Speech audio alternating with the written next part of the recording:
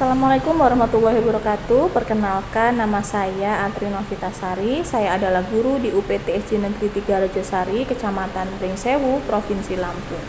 Bapak Ibu semua, sebagaimana kita ketahui bersama, 2 tahun lebih kita mengalami masa pandemi COVID-19, di mana pembelajaran dilakukan secara daring dan PTMT.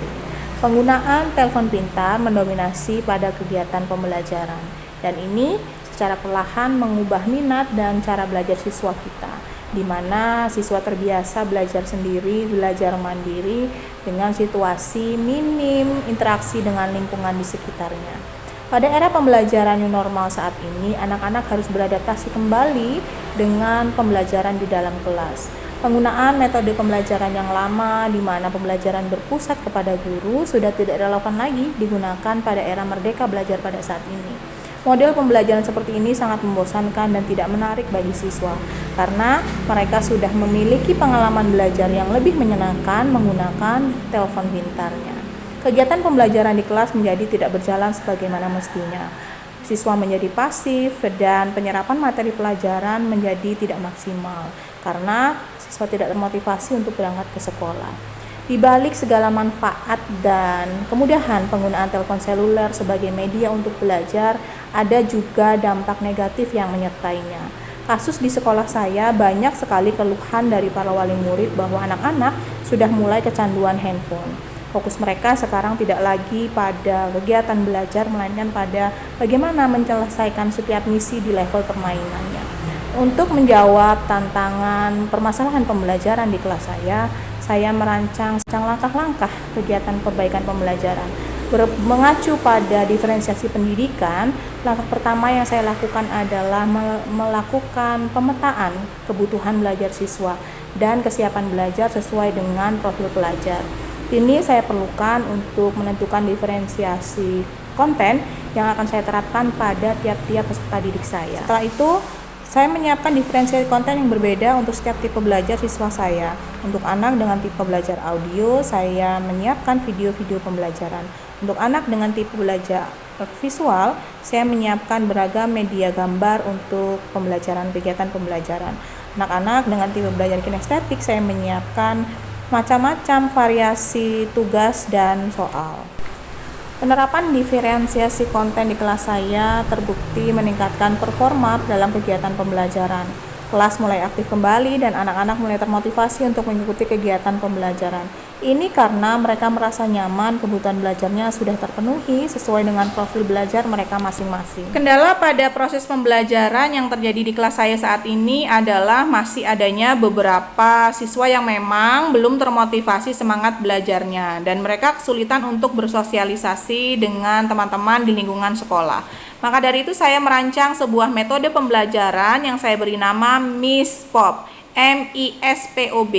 MISPOB ini memiliki filosofi Mission is Possible. Ini yang saya terapkan kepada anak-anak didik saya bahwa tidak ada hal yang tidak bisa kita pelajari selama kita mau berupaya. MISPOP adalah metode pembelajaran berbasis proyek yang bertujuan untuk meningkatkan soft skill anak-anak agar minat belajar dan adaptasi sosialnya dapat terus membaik seiring dengan terbentuknya lingkungan belajar yang aktif, kreatif, dan kondusif sesuai dengan komponen dari Merdeka Belajar. MISPOP sendiri dapat dijabarkan kembali menjadi beberapa bentuk kegiatan belajar. Di antaranya M dengan membaca dan menghitung, I dengan inquiry atau bertanya, S dengan sosialisasi, P dengan pengalaman langsung, O dengan observasi, dan B dengan berkelanjutan.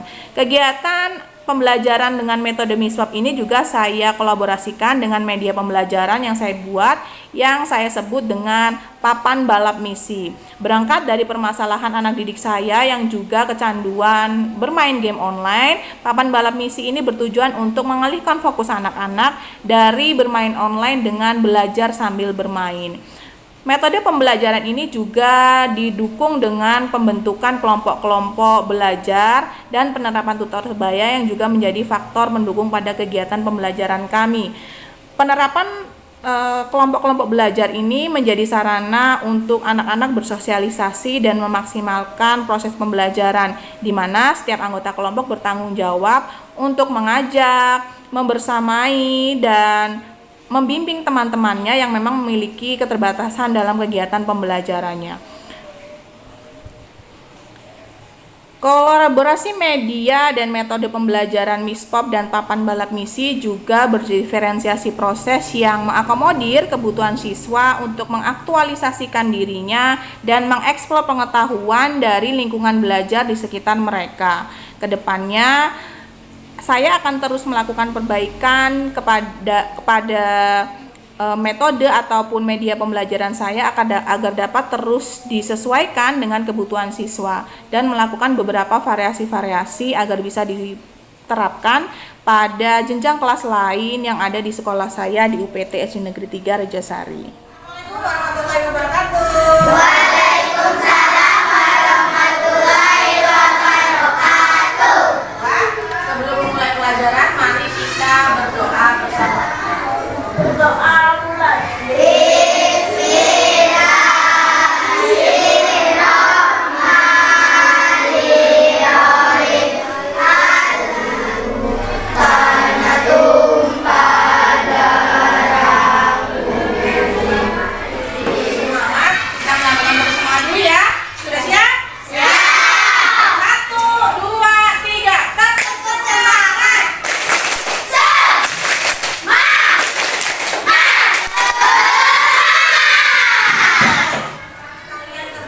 Di rumah. Apa tugasnya? Mengamati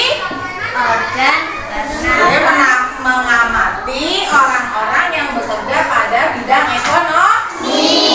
Gue mau tanya, yang kalian amati ada berapa warung yang berjualan kelontong di sekitar rumah kalian? Siapa yang mau jawab? Ada pedagang apa? Terus telur gulung, hewan. Kemudian ada nggak orang yang kerjaannya di bidang jasa yang ada di rumah kalian? Apa? Apa Rafi? Tukang cukur. Ada yang lagi yang lain? Iya, ada tukang cukur. Selain itu contohnya seperti apa? Kalau misalnya kita memproduksi kain batik, yang di bidang apa? Perdagangan. Perdagangan. Nah, ini adalah pasar apung. Jadi pasar nggak hanya di daratan aja. Setelah selesai, kalian harus menyelesaikan misinya yang kedua sampai misi ketiga. Nah, misi-misi ini harus kalian kerjakan secara berkelompok. Balik ke kelompoknya, dibaca bareng-bareng yang keras. Salah satu pelaku kegiatan ekonomi yaitu perdagangan warung. Karena kalian buat list juga. Saya dari kelas 5, saya ingin mewawancarai ibu. Apakah ibu Bersedia nak, silakan. Jangan mulai bu. Bisa. Apa yang dialami saat melakukan pekerjaan? Ya, kita bekerja berkaitan dengan anak, jadi ya pasti ada kendalanya. Harapan dari pekerjaan yang di jalan. Bekerja yang profesional. Terima kasih bu. Berapa lama bapak kerja? Sudah 16 tahun. Berapa awal harga dijual? Model dagang kalau satu gerobak 250.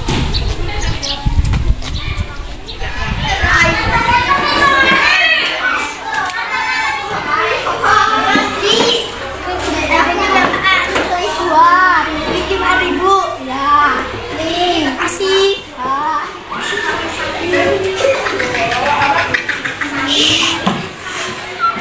Kesimpulan hasil pengamatanmu dengan membuat gambar alur ekonomi. Kegiatan ekonomi mulai dari produksi, distribusi,